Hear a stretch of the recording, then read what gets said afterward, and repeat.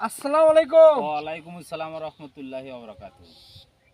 ভাই আপনি কেমন আছেন? আলহামদুলিল্লাহ ভালো আছি। ভাই এটা আপনার কিসের ফসলের জমিতে আসলাম? এটা ভাই ফুলকপি।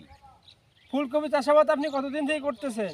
ভাই এবারে প্রথম লাগাইছি এবার। ও এবার প্রথম লাগাইছেন আপনি? হ্যাঁ ভাই, ফুলকপি কেমন করে চাষ করতে হয় একটু বলবেন ভাইয়া? অবশ্যই।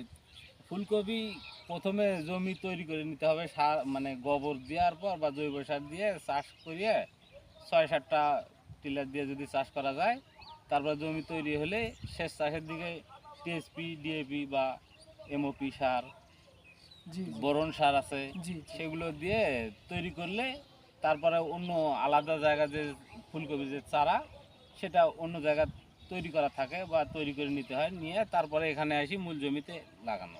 মূল জমিতে লাগানো হয়। হ্যাঁ, অতএব দর্শক ফুলকপি চাষ করতে গেলে ভাই যেটা বললো, কৃষক চাষি ভাই যেটা বললো, প্রথমে গোবর দিয়ে মাটিটা তৈরি করে নিতে হবে। তারপরে টিলার অথবা ট্রাক্টর দিয়ে চাষ করে জমিটা উর্বর করতে হবে। তারপর বীজ আরেক জায়গায়